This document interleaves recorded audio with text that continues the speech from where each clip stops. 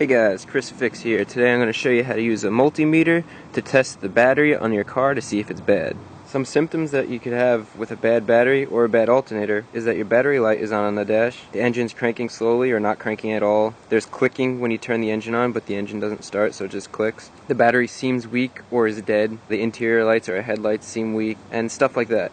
These symptoms could be a bad battery or alternator. This video right now is going to focus on the bad battery aspect of it. To see the alternator tests, watch my other video. The link to that video is in the description below. One of the first ways you can tell if your battery is going bad is you put your key in the ignition, you turn it to the run position,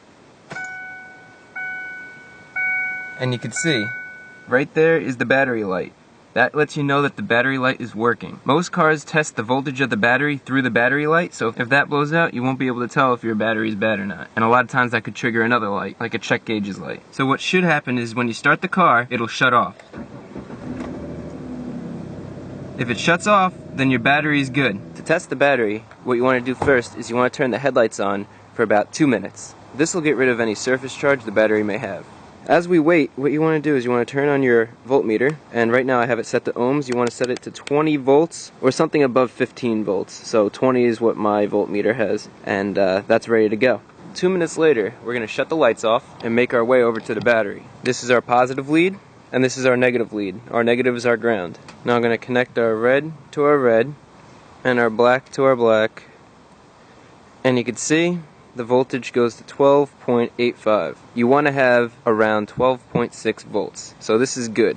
Now just because this is a good voltage doesn't mean your battery is good. The battery could be holding a charge but doesn't have the cold cranking amps to start the car. But that's what we're going to test right now. So I'm going to go start the car with these attached, and this shouldn't drop below 10. If this drops below 10, then we have a battery problem.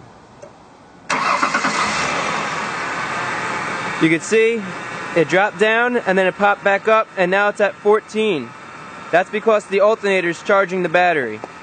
Now you saw this dropped down to about 10, 10.5 and rose right back up. So that's good. This battery checks out, has enough cranking amps, and the cells are good. And I knew this battery is good. I'm just showing you as a test of what should happen. If this drops down below 10, then your battery's starting to go.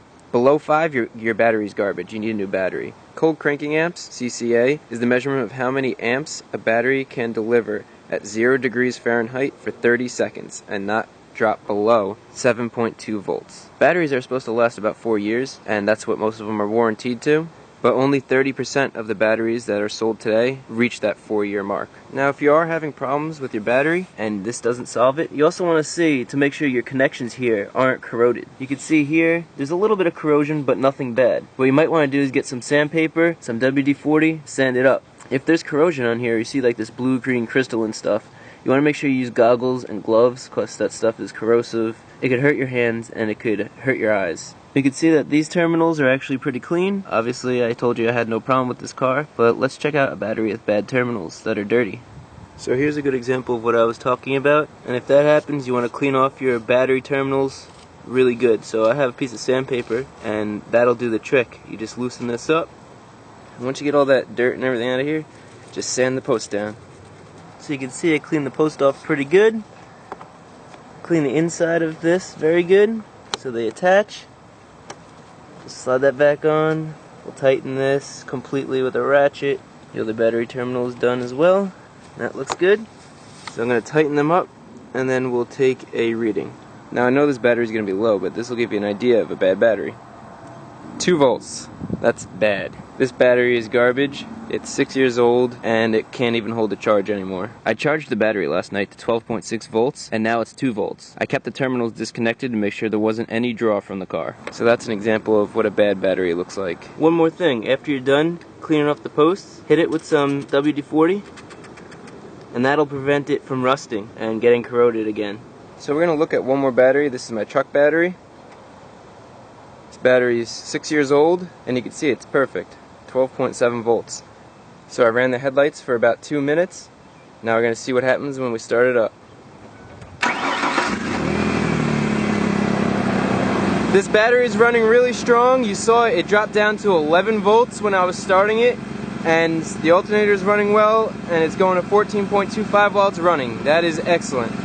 So you saw 2 good batteries and 1 bad battery. The 1 bad battery wouldn't even be able to start a car.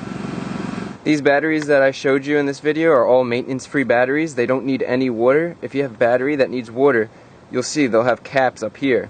And you want to make sure that they're not filled to the top of the cap, but they're 1/4 of an inch over the electrode, the metal piece that's inside there. And if you need to fill it with bottled water or distilled water, so you don't have any extra minerals or anything that's in your water getting into the lead-acid battery.